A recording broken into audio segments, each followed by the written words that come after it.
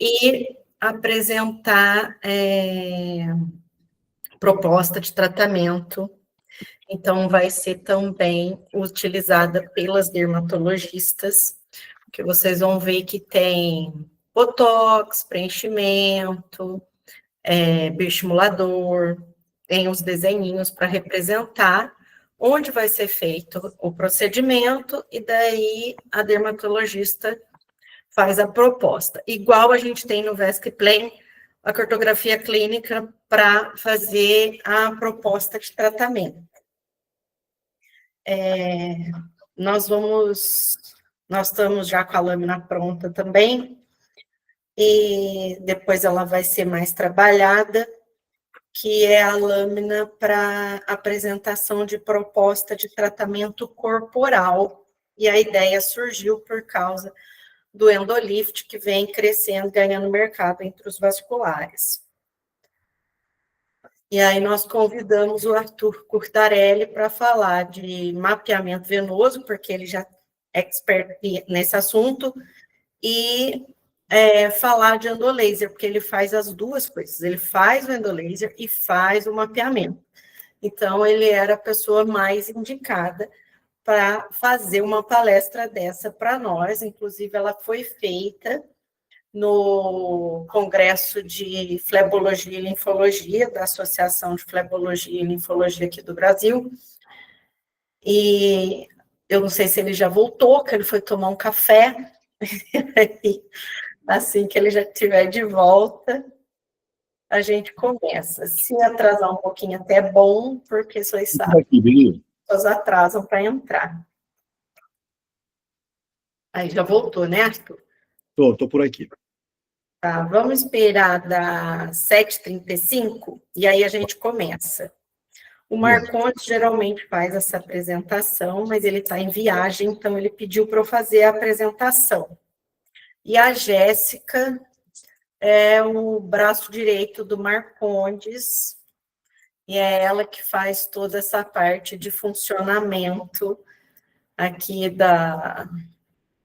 faz o flyer para ele, faz a ponte de quem quiser assinar o cartografia vascular, vai para a live para gravar, então ela é a parte administrativa aqui para a gente.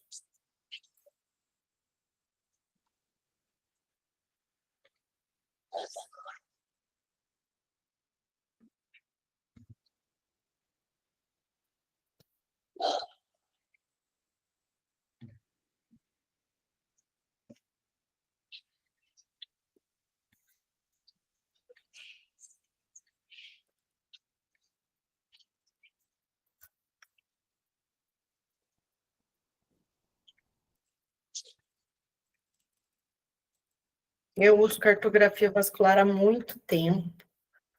Alguém mais aqui usa cartografia vascular?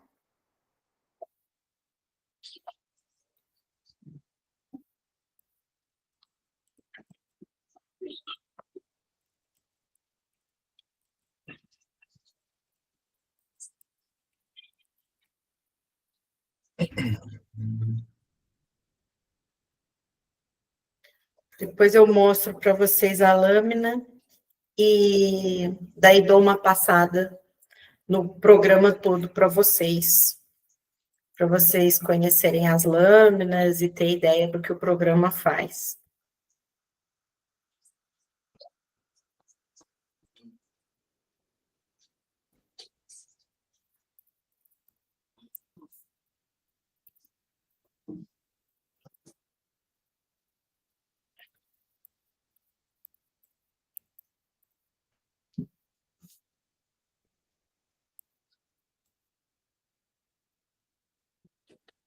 Ô, Jéssica, será que eu vou conseguir espelhar meu material aqui? Acho que sim, né? Você entra em compartilhar tela. Consegue sim. A gente já está vendo. Legal. Fácil. Então, quando você quiser, é com você, Arthur Curtarelli. Legal. Boa noite a todos. Agradeço aqui o Dr. Marcondes e a doutora Vivian pelo convite, né? Já são amigos longevos. O Marcondes, inclusive, já esteve no nosso podcast, né? No Frame do Podcast Vascular. Então, convido a vocês a assistirem esse episódio. Ele foi lá, nós conversamos exatamente sobre cartografia, mas teve um overall de tudo, assim, também. Até me recordo de que ele nos presenteou com um livro de elastocompressão. E esse livro é muito legal, difícil, né? A gente tem um material específico sobre compressão. Eu uso esse livro, eu sempre uso ele de livro de cabeceira, assim, muito bom. E aí, Vivi, eu vou falando aqui, mas eu vou fazer assim mais um bate-papo, então se eu me exceder no tempo, você me avisa, tá bom? E também se tiver dúvidas, se eu puder contribuir, vai ser um prazer. Então, olha só, quando a gente vai falar de vasos de face, as minhas aulas sempre começam tentando quebrar na cabeça de nós vasculares de que face não é perna. E é a mesma coisa quando a gente está falando do tratamento de uma carótida e de uma artéria femoral. São vasos completamente diferentes. Eu tenho certeza que você não pinça, clipa e liga uma carótida interna, como você faz isso num vaso de perna, né, num vaso infrapatelar. Aqui é a mesma coisa, então não dá para a gente vir com a nossa mão pesada de perna no rosto. Não funciona. Nós temos que ser aqui extremamente delicados e aprender com os colegas dermatologistas que o rosto é muito nobre e as veias do rosto também. Então, meu intuito aqui não é ensinar anatomia para vocês, eu acho que isso tem que ser lido por cada um, até porque existe uma grande variedade da drenagem venosa do rosto, apesar de eu passar aqui para vocês os principais insights, mas eu queria que vocês levassem dessa aula de que face não é perna. Por quê? As veias têm outras características, eu listo elas aqui para vocês. Então, veja, uma veia de rosto não tem compartimento safênico, e isso modifica completamente a estrutura da veia embaixo da pele. O compartimento safênico, ele tem duas faces, uma face safênica, uma face muscular, e múltiplos ligamentos que dão sustentação à veia safena. Aqui não. Aqui é pele e veia. A espessura da parede da veia no rosto, ela é completamente diferente da espessura de uma veia safena ou de uma veia muscular. As veias também têm 3 camadas, né? Íntima, média e adventícia, mas são extremamente delgadas e finas. Aqui nós temos uma outra característica de subcutâneo. Quando na pele nós temos toda a camada de subcutâneo do paciente, quando a gente tem ali toda a estrutura muscular que sustenta o sistema venoso superficial, aqui não tem absolutamente nada. Não tem pressão hidrostática no rosto. Qual é a coluna de pressão na perna, né? Ainda mais se o paciente tiver uma incompetência valvar, a coluna é muito grande, a veia fica muito robusta. As veias, elas não são tubos, as veias são mangueiras de bombeiro, né? Então, quanto mais volume de água na mangueira de bombeiro, mais túrgida. A veia é a mesma coisa. No rosto não tem pressão, então muda completamente, né? E a gente tem múltiplas veias comunicantes avalvuladas, que ligam tanto o plexo de drenagem da face, quanto o plexo de drenagem do cérebro. Ou seja, qualquer pressão que você faça para dentro da veia, você consegue inverter o fluxo com muita facilidade, empurrar para dentro ou para trás. Então, por isso que a gente não injeta nada na face para fazer esclerose. Vocês vão ver alguns colegas, em especial aqui na América do Sul, injetando esclerosantes na face dos pacientes. Eu não me sinto seguro, eu acho que não tem nível de evidência e segurança para isso. Então, esse é o motivo, tá? Então, entendam que a mão de tratamento e de ultrassom na veia da perna não é a mão de tratamento e diagnóstico no rosto. Ainda mais agora que nós estamos nessa vertente de tratar pacientes com lipedema, né? Que são pacientes ali que têm o subcutâneo muito espesso, a compressão na panturrilha tem que ser feita de forma mais vigorosa para você fazer teste de refluxo. Então, atenção com isso, tá? E aí, quando a gente fala de anatomia, a gente tem 2 grandes veias tronculares que fazem a drenagem da face. É a veia facial, que vai drenar posteriormente para a veia jugular, e a veia temporal superficial, que também vai drenar para a veia jugular. Cada uma destas veias tem múltiplas tributárias, né? Veias não têm ramo, veias têm tributárias, e aí as tributárias são variadas. O que a gente acaba tratando mesmo são as tributárias maiores, e elas são erráticas, né? A gente tem a veia angular, que vem aqui perto da região do epicanto do olho, as veias temporais mediais, que são essas esverdeadas, que fazem ali aquela grande veia esverdeada periocular, que também é responsável pela olheira vascular, né, que é uma veia infraocular, mas é uma variedade grande, e eu, sinceramente, não me atento muito a tentar definir quem é quem nessa história. A cartografia da face, ela é extremamente visual. Então, você vai olhar no rosto do paciente, eu vou te mostrar aqui como eu faço, e vai mapear isso, depois você checa no ultrassom. Então, a drenagem aqui, ela tem duas grandes veias principais, né? A facial e a temporal. E aí a gente tem múltiplas apresentações de veias inestéticas no rosto. E não dá para comparar maçã com banana. E também não dá para fazer ultrassom em veias que não permitem que seja feito ultrassom, né? Então, olha só, a critério de comparação. Nós fazemos ultrassom para telangiectasia? Não, né? Ninguém fica na perna mapeando telangiectasia. Então, a gente não faz ultrassom facial para telangiectasia de nariz, para spider vein de aleta nasal. Não faz sentido nenhum isso, né? Nós fazemos ultrassom para tributárias na perna, para veias nutridoras? Sim, a gente faz, né? Para você tratar um matching, para você saber se o teu laser transdérmico vai fechar ou não essa veia. Então, opa, aqui já cabe a gente começar a fazer um ultrassom nas veias perioculares, nas veias de testa, nas veias maiores. Aí sim faz sentido. E quando a gente avança nas veias de face, a gente começa a encontrar veias que são mais bojudas, mais robustas, que fazem projeção na pele. Então, de forma geral, as veias das quais eu vejo que faz sentido você mapear com ultrassom são as veias que têm projeção na pele.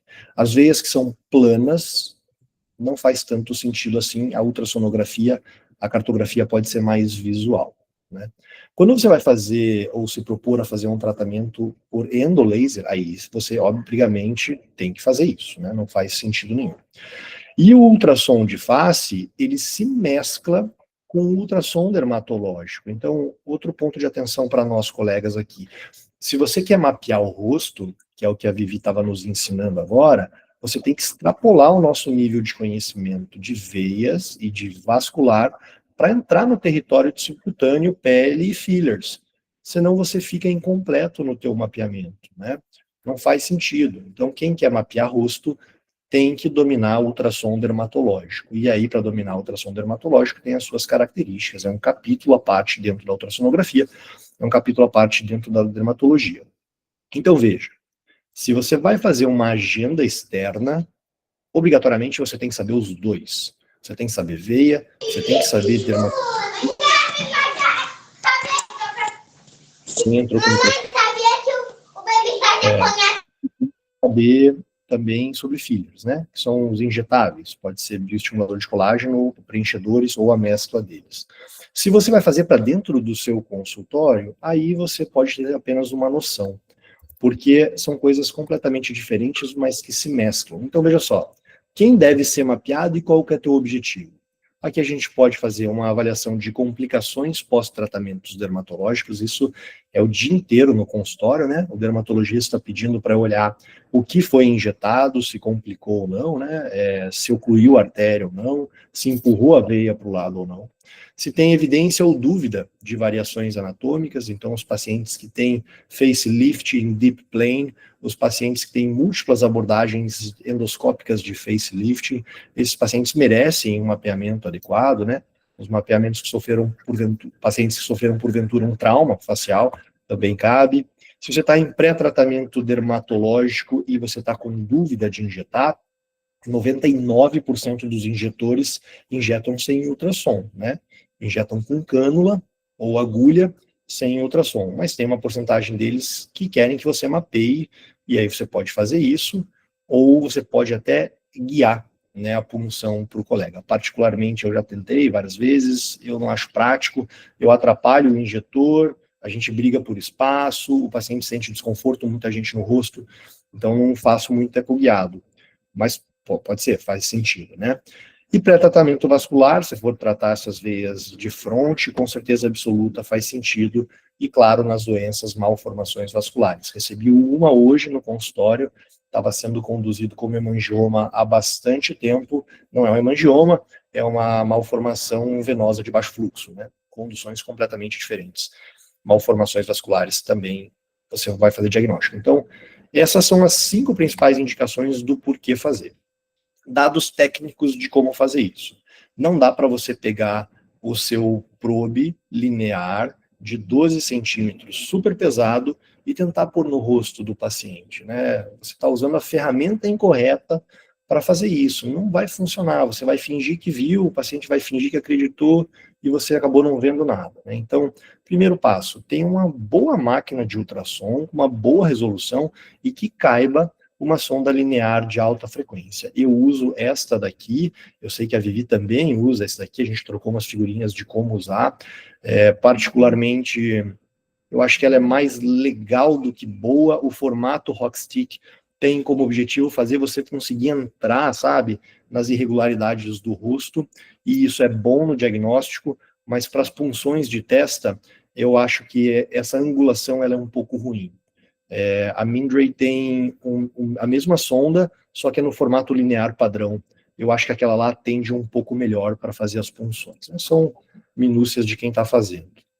Colocar o paciente em 45 graus faz todo sentido se você está fazendo um ultrassom dermatológico, eu vou mostrar aqui, mas colocar o paciente em Trendelenburg também é uma obrigatoriedade para você ver as veias engurgitarem, né? Pedir para o paciente fazer um valsalva, é assim que você consegue projetar uma veia temporal. Então, depende do que você está buscando aqui, o posicionamento do paciente. Camada de gel é muito importante para você poder fazer a avaliação ultrassonográfica adequada de estruturas tão delicadas.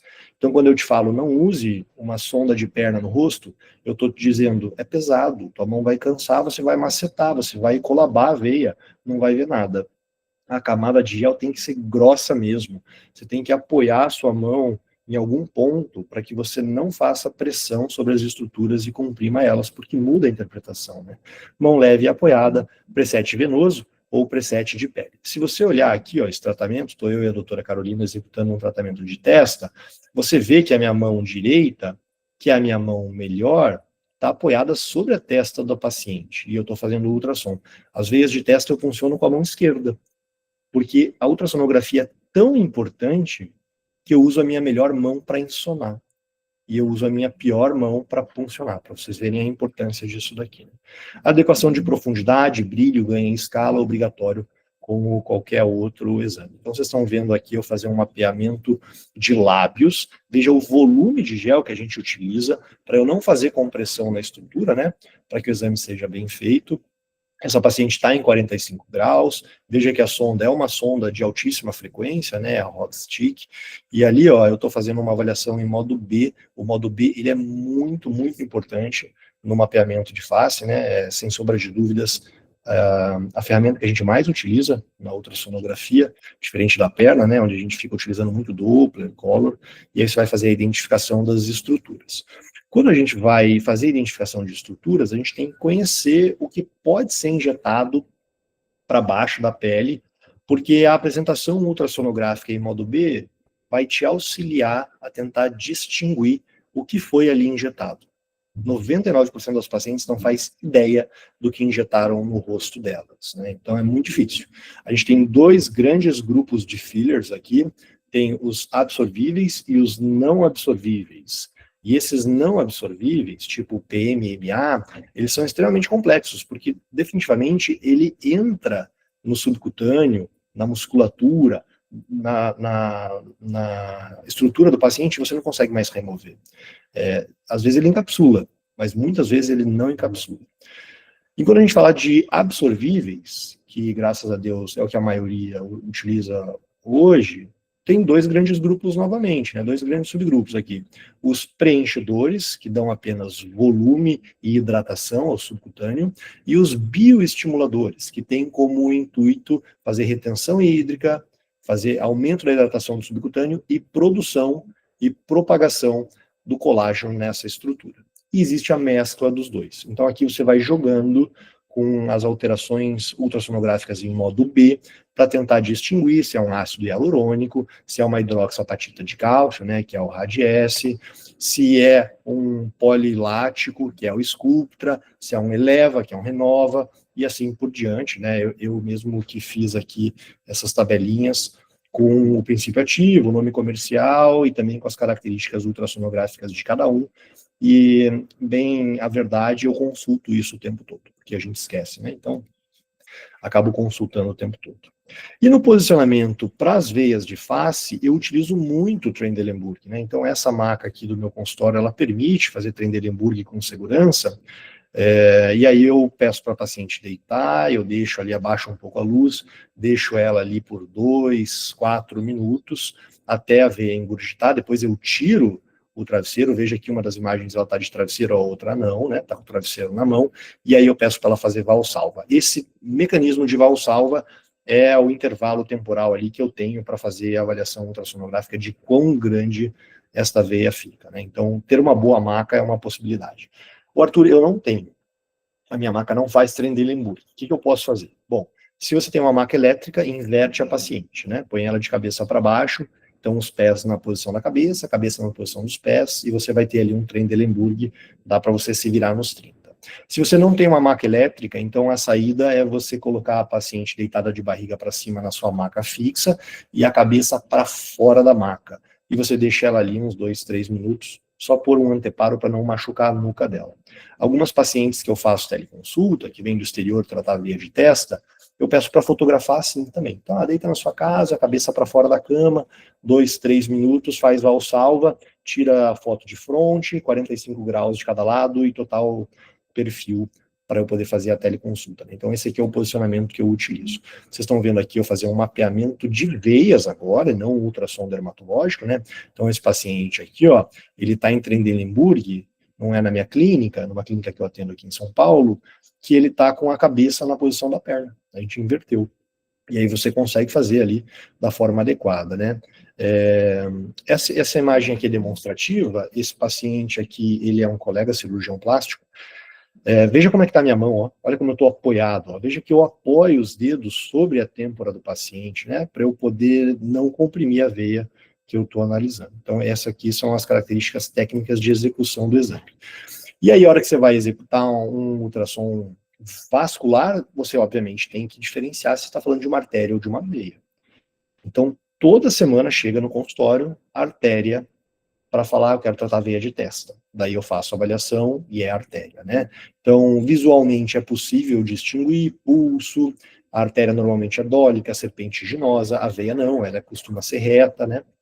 Múltiplas conexões com as suas tributárias, mas eu passo ultrassom em todo mundo e documento, né? Se tem fluxo arterial, é artéria, se não tem, é veia. E às vezes engana, tá? Às vezes engana a gente. Eu conheço bons vasculares que me encaminham casos e é artéria, né? Então, sugiro que vocês mapeiem também todo mundo.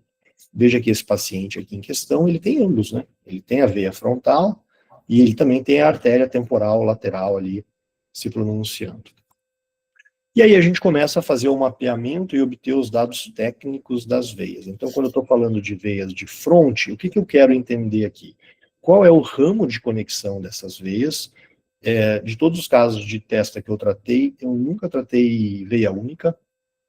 Quase todo mundo, assim, tem uma tributária para ser tratada, e a minha sugestão é que você trate, porque senão você pode engurgitar a tributária, tornar o caso ainda pior, né? Então, se você vai entrar para tratar, entra para tratar e resolve, né? Veja aqui que esse paciente, eu fiz uma avaliação mais perto da linha do cabelo, essa veia deu 1,4 milímetros, e eu fiz a avaliação pós-bifurcação lá na próxima glabela, tem outras 2 veias grandes ali. Tem que puncionar e tem que tratar tudo, né? Veja os cortes ultrassonográficos, aqui é a mesma coisa. Você consegue, inclusive, colocar em longitudinal, ver o fluxo. Isso aqui pode parecer bobagem, mas ele é importantíssimo na documentação da oclusão da veia, né? Você depois refaz o ultrassom e mostra em modo cores de que a veia realmente foi ocluída. E aqui eu ponho algumas considerações sobre ser factível ou não de fechar uma veia dessa com laser transdérmico. Às vezes a nossa ânsia, né, de poder atender o paciente, também não perder o caso, a gente tenta fazer com laser transdérmico. Eu não acredito que seja possível tratar uma veia dessa com laser transdérmico. A veia tem 1,5 milímetros, extremamente calibrosa, e veja a profundidade no subcutâneo, na primeira imagem, aqui onde a veia está, né? Então é muito difícil o laser transdérmico atingir a parede posterior desta veia de forma adequada a promover a sua oclusão. Eu confesso que eu tento, às vezes, também, né, pacientes com valores limítrofes, assim, eu falo, vamos fazer umas 2, 3 sessões de transdérmico na clínica e tentar fechar. Alguns colegas chamam isso de remodelar a veia, né? Você não oclui ela, mas você talvez enrijeça. Isso são hipóteses clínicas, não tem validação científica sobre isso. Você enrijeça a parede, ela não se projete tanto, então você faz uma passada totalmente vertical e depois você faz 2 passadas a 45 graus de cada lado, com esse objetivo, mas eu acho frustro, acho que não resolve, né? Então acaba gastando dinheiro do paciente, trazendo ansiedade e não resolvendo. Então, mesma coisa aqui, mostrando para vocês um outro caso nosso, de que esta pequena veia aqui, ó, na fronte, ela também foi puncionada e também foi tratada. Ela tem ali, ó, 1,2 milímetros, passamos o endolaser nela. E aí eu uso a minha cartografia, né, quando a Vivi me falou de que estava sendo lançado aqui uma tela de cartografia para isso, eu fiquei super contente, porque a gente realmente mapeia o paciente, entrega tanto um laudo ultrassonográfico à direita, quanto o mapeamento venoso do paciente, das veias que vão ser tratadas, e eu acho que só tem a somar aí, né, essas telas. E aqui, para finalizar, um pouquinho dos nossos tratamentos. Então, eu estou usando um óculos da Meta agora para filmar, estava filmando hoje, essa imagem aqui foi feita ontem, na verdade, de um laser de têmpora que estava fazendo na paciente, aos meus olhos, né, então está sendo filmado pelo óculos isso daqui, laser transdérmico no fechamento de veia periocular e o laser endovenoso no fechamento de veias mais calibrosas na testa, né? Então veja que aqui foi feito pelo menos 3 punções na testa desse paciente, está sendo feito o tratamento aqui. E do lado esquerdo vocês veem como na perna, né, a gente consegue acompanhar com o ultrassom a oclusão da veia, né? Olhem lá com calma que dá para ver a ablação acontecendo lá, exatamente como na perna. E aí a gente consegue entregar resultados legais de forma muito categórica, sabendo de que face não é perna, é melhor você fazer mais sessões e atrasar o resultado do que você ser intempestivo e deixar um buraco, uma cicatriz para sempre no rosto do paciente, né? Essas veias aqui de pálpebra, para mim, são as veias mais delicadas para fazer o tratamento, né? Vocês estão vendo aqui do lado esquerdo uma veia de pálpebra tratada a sessão única, esse aqui é resultado imediato. Eu sempre faço pelo menos 2 sessões, mas essa aqui é delicada mesmo, porque a pele é delicada, para o paciente é extremamente sensível, né? Tem que pôr o protetor intraocular, jamais fazer uma pálpebra sem protetor intraocular. E a mesma coisa no nariz aqui, ambos foram tratados com laser transdérmico. À esquerda vocês veem olheira vascular, sessão única, tratamento com laser transdérmico também. Essa veia infraocular que traz a olheira vascular, ela sempre está conectada com a periocular da temporal média. Então pode buscar lá, puxa bem o cabelo para o lado, traciona um pouco a pele que ela vai aparecer. É melhor fazer o tratamento completo, senão a paciente recidiva a olheira vascular. E aqui um caso de veia de fronte tratado com 3 grandes tributárias, né? Aqui o tratamento por endolaser. Tá aqui meu convite para vocês irem assistir o episódio do Dr. Marcondes lá no Freito. Obrigado, pessoal. Estou disponível aqui para eventuais dúvidas. Alguém tem alguma dúvida?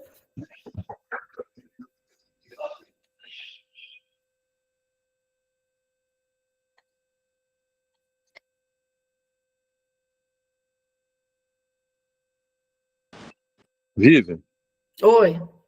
eu queria parabenizar o Arthur, que eu não sabia que tinha gente que entendia tanto desse assunto como tem, né? Porque a gente escuta falar de veia de face.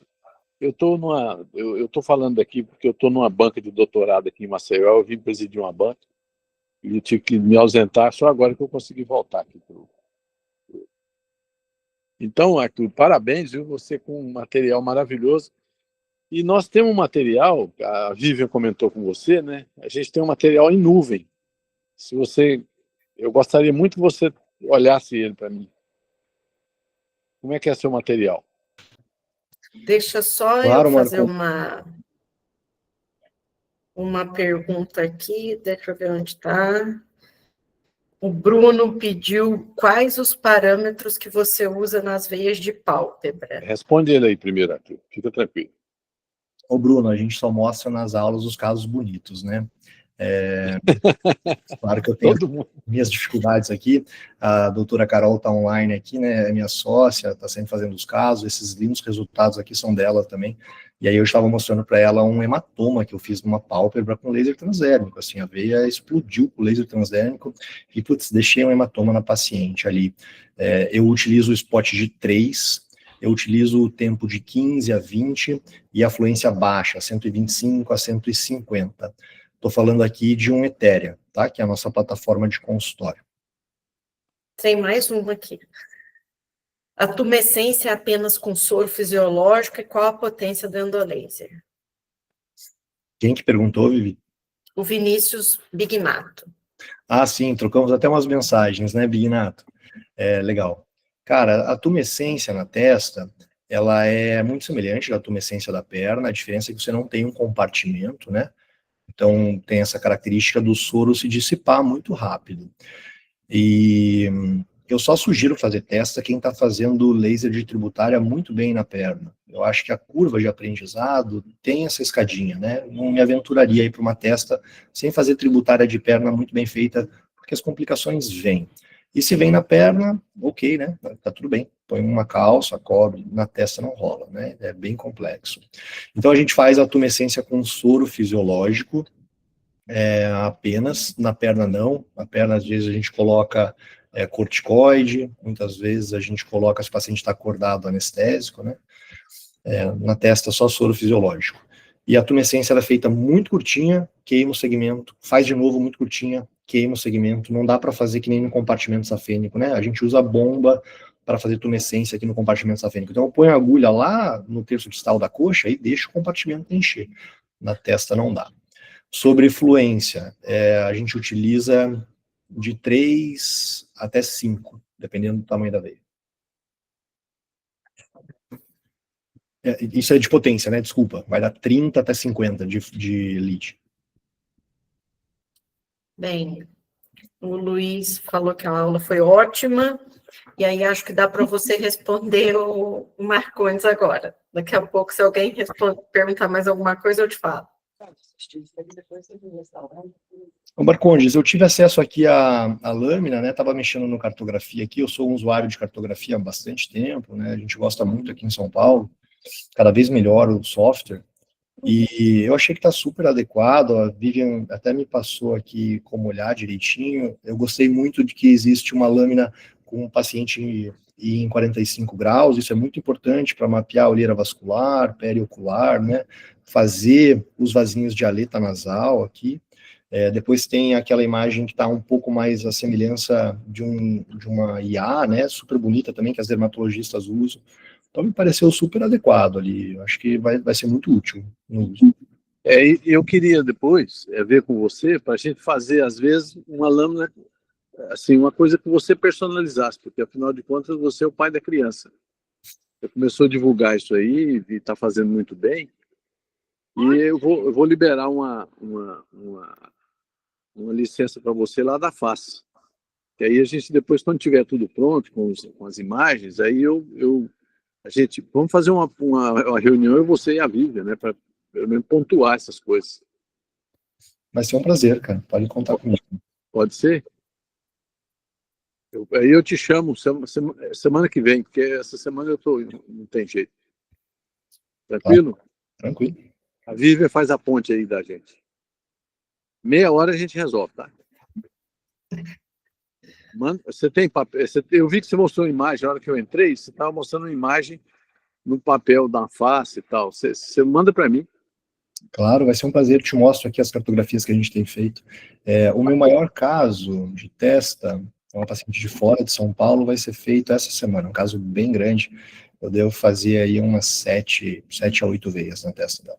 Bom. Bom. Então tá bom. O Luiz tem mais uma pergunta. Qual o melhor ultrassom de face, na sua opinião? Pô, Luiz, me colocou numa saia justa, né? Cara, eu acho assim, ó, andar de... É o que você tem, né? Andar de BMW, andar de Audi ou andar de Mercedes é andar muito bem, né? Aí qual que você vai escolher? O que você está habituado. Eu fiz todo o meu treinamento na Unesp, no Dante, em GE. Então eu gosto de GE. Eu só compro, a gente tem 4 aparelhos já. Todos são GEs, porque a gente consegue trocar as sondas entre os aparelhos, tem disponibilidade de convexo, linear, vários tamanhos. Então eu gosto do GE, né? Mas eu concordo com o Marcondes e com a Vivian, é o que você se adapta, né? Eu tenho uma frase que é assim: é que nós somos treinados para colocar o nosso mérito nos aparelhos, mas o mérito é todo nosso. É igual, quem assistiu o Ayrton Senna vai entender isso. Ayrton Senna, no carro dele lá, quando ele pegou uma das passagens lá, ele pega um carro que ele mexe no carro, para o carro poder, para melhorar o carro. Ele fala o que tem que melhorar no carro. E o carro era horroroso. Então, quando comecei a fazer ultrassom, eu fazia no Aloca, e a gente apelidava ele de Alouca, para vocês terem uma noção, entendeu? Então, o mais caro de tudo isso, por incrível que pareça, não é o aparelho de ultrassom, somos nós. Se alguém tiver a curiosidade de perguntar o valor do aparelho de ultrassom mais caro que existe, e a formação da gente colocar isso no papel, o caro somos nós. E o mérito, ele é todo meu. O mérito não é do aparelho. Eu é que vou pilotar desde a louca até o GE de ponta, entendeu? É lógico que eu não vou conseguir fazer uma veia de face com a louca, porque eu não sou louca a esse ponto. Mas a gente tem que investir na gente, para que a gente pilote qualquer máquina. Esse é o ponto número 1. Aí depois você vai escolher entre a BMW, a Ferrari, o mais ou menos. Na hora que você dirigir bem, um mais ou menos, quando você pegar a BMW, você vai muito, muito bem.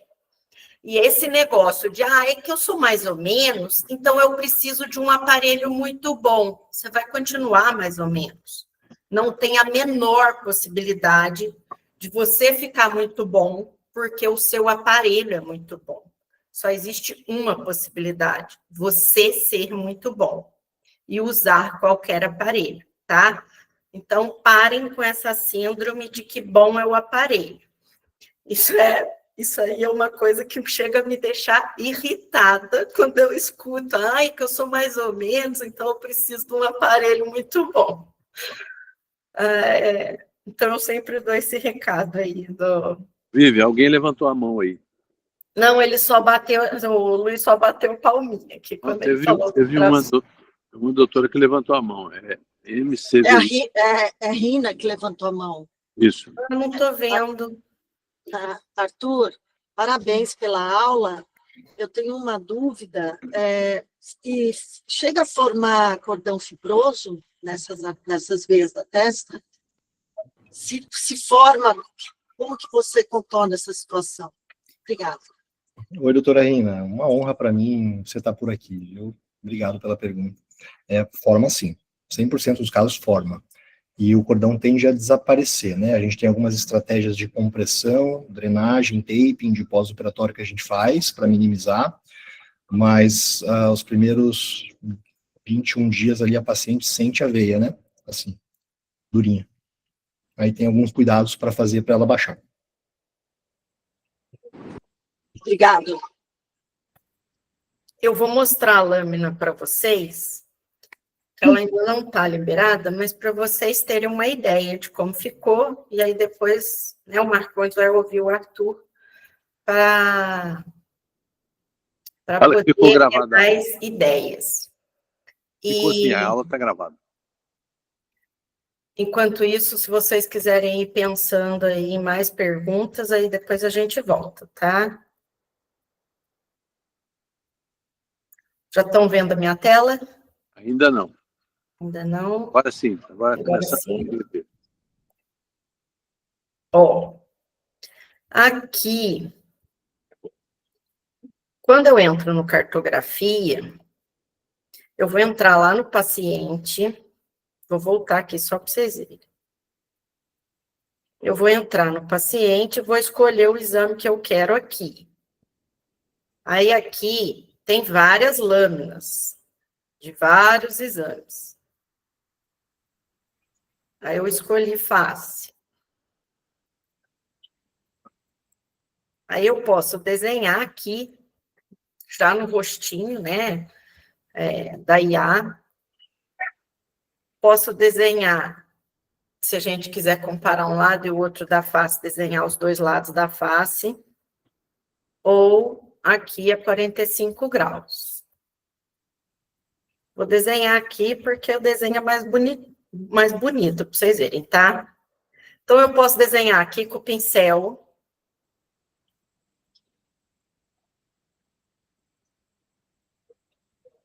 O meu tá esquisito aqui, não sei por quê.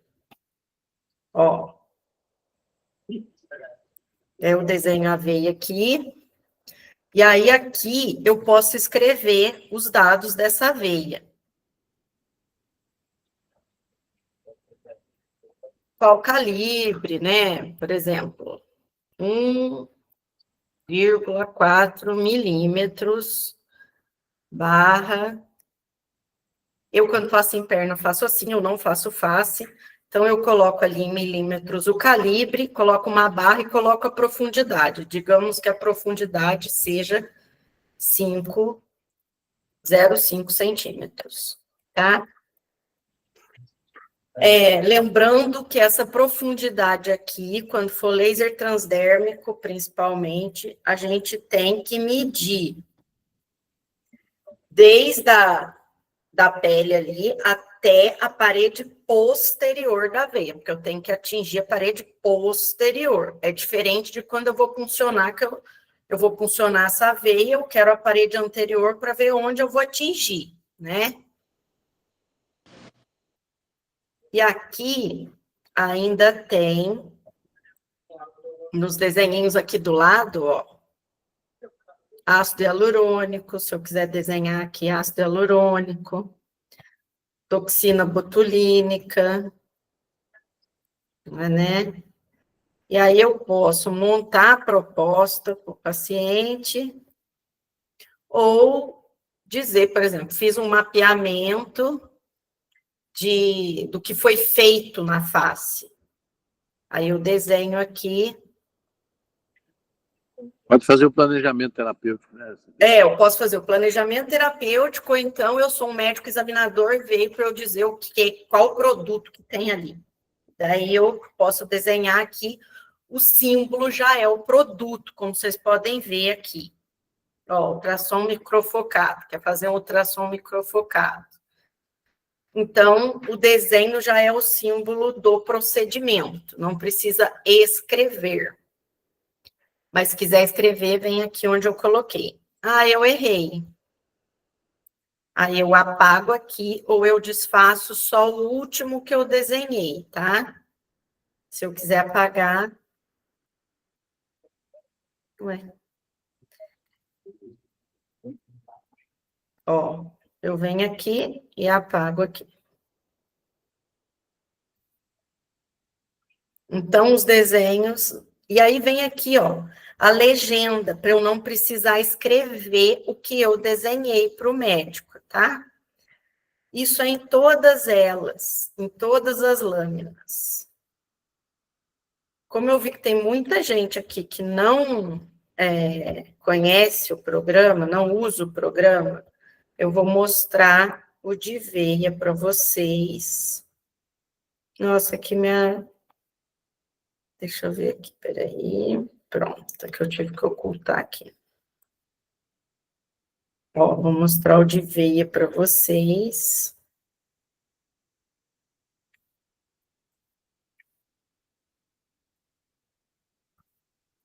E aí, aqui, por exemplo, eu quero dizer que essa fena tem um refluxo, né?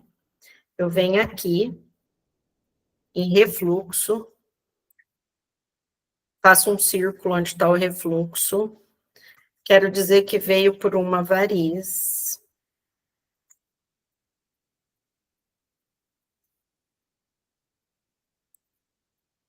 E que drenou por uma perfurante.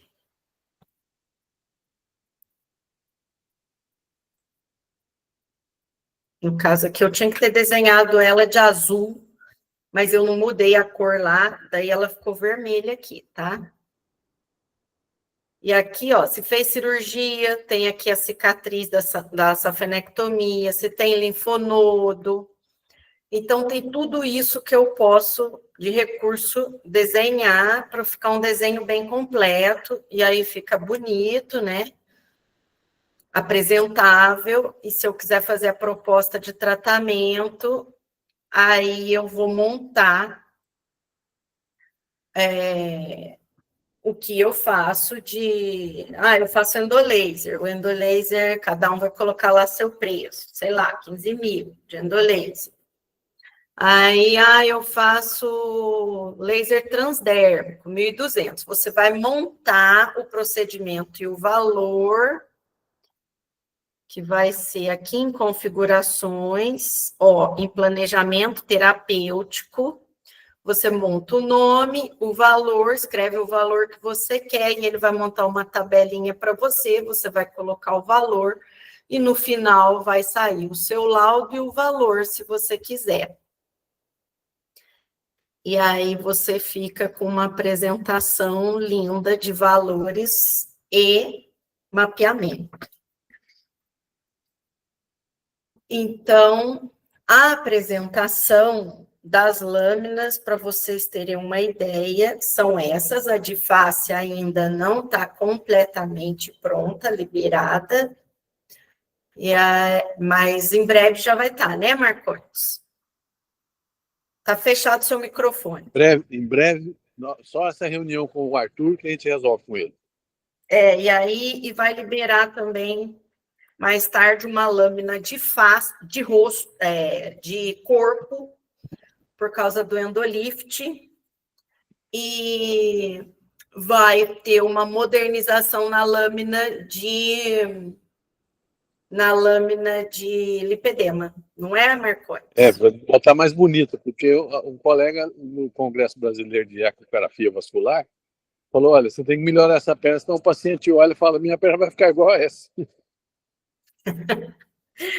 Tem mais uma pergunta aqui, ó. No endolaser de veia da testa, você faz com o paciente sentado?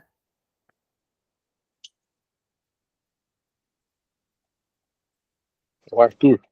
Será que isso é mapeamento ou é para tratamento? Bom, vou responder os dois aqui, ó. Para mapeamento, eu faço com o paciente um treino embúdio. É sedado, gente, está escrito. Sedado ou sentado? Sedado, aqui. Tá. Eu tinha lido sentado, mas sedado. Sim, esse é um procedimento extremamente delicado. O paciente tem que ficar completamente imóvel. E como gera uma angústia, né, uma agonia de você ficar manipulando a testa, muito próximo dos olhos, cai soro, cai gel de ultrassom, né? Tem que sedar o paciente, não tem jeito. Mais alguma dúvida?